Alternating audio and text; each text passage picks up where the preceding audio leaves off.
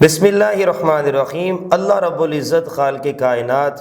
اپنی مخلوق پر بے حد مہربان اور شفیق ہے۔ ہر حال میں اس کی رحمت واسع بندوں پر سایہ فگن ہے، حتیٰ کہ وہ بندے جو اپنے برے اعمال کی وجہ سے اس کے فضل و کرم اور لطف و احسان سے محروم ہو جاتے ہیں تو ان کی رہنمائی کے لیے اللہ رب العزت خالق کائنات نے قرآن میں ہمیں ایک بہترین فارمولہ دیا ہے اور اس کو اپنانے کی ضرورت ہے۔ اللہ رب العزت خالق کائنات نے ارشاد فرمایا وَلَوْ أَنَّهُمْ إِذ ظَّلَمُوا أَنفُسَهُمْ جَاءُوكَ فَاسْتَغْفِرُوا اللَّهَ وَاسْتَغْفَرَ لَهُمُ الرَّسُولُ لَوَجَدُوا اللَّهَ تَوَّابًا رَحِيمًا۔ اے حبیب، اگر وہ لوگ جنہوں نے اپنے آپ پر آپ کی نافرمانی کر کے ظلم کیا تھا آپ کے پاس شرمندہ ہو کر آتے، پھر اللہ تعالیٰ سے معافی مانگتے، اور تو اللہ تعالیٰ جو ہے وہ ان کو معاف کرنے والا ہے۔ ہوتا کیا کہ اگر انہوں نے اپنے جانوں کے اوپر ظلم کر لیا ہے، گناہ کر لیے ہیں،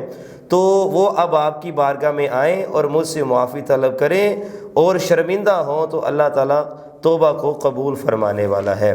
صحابہ کرام رضوان اللہ علیہم اجمعین کا یہ ہمیشہ سے طریقہ کار رہا ہے کہ جب بھی ان کو کوئی پریشانی لاحق ہوتی تو وہ حضور علیہ الصلوۃ والسلام کی بارگاہ میں حاضر ہوتے۔ وہ لوگ جو بارگاہ مصطفیٰ صلی اللہ علیہ وآلہ وسلم کے فیصلے کو دل و جان سے تسلیم نہیں کرتے اور اپنے باہمی نزاعات اور معاملات کے فیصلے کے لیے در مصطفیٰ صلی اللہ علیہ وآلہ وسلم کو چھوڑ کر طاغوت اور ابلیسی قوتوں کی طرف راغب ہوتے ہیں، اس طرح وہ نہ صرف حضور صلی اللہ علیہ وآلہ وسلم کو اذیت و تکلیف پہنچاتے ہیں بلکہ وہ اپنی جانوں پر ظلم کر کے خود کو دائرہ اسلام سے بھی خارج کر دیتے ہیں۔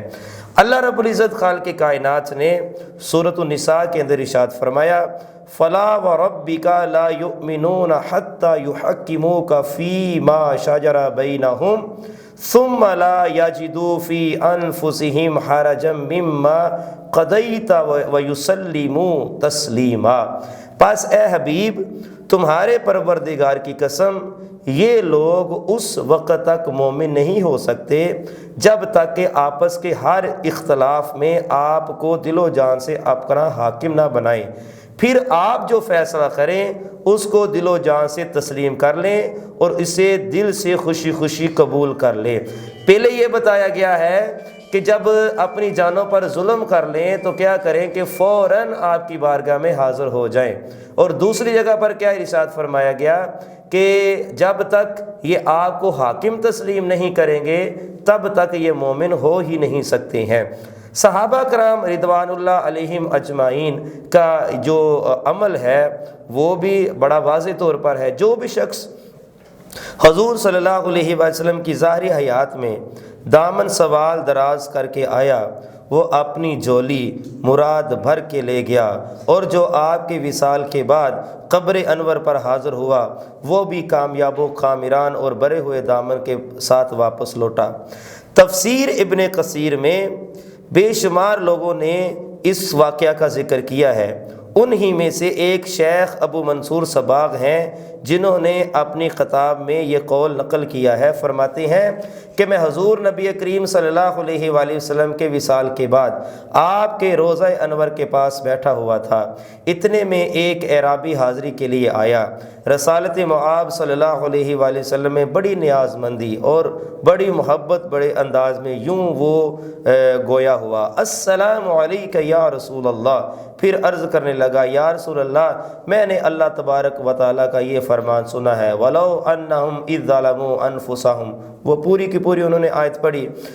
عرض کرنے لگا کہ حکم الہی کی تعمیل میں گناہ و نافرمانی خطا و معصیت سے آلودہ دامن کے ساتھ آپ کے در اقدس پر حاضر ہو گیا ہوں، اور اپنے آنے کا مقصد بھی اس نے بیان کر دیا، اپنے گناہوں کی بخشش اور مغفرت جو ہے وہ اس کی دعا کی، اور اپنے رب کے ہاں آپ کی شفاعت حاصل کرنے کے لیے آیا ہوں۔ ان گزارشات کے ساتھ اعرابی واپس پلٹنے لگا تو مجھ پر غنودگی چھا گئی۔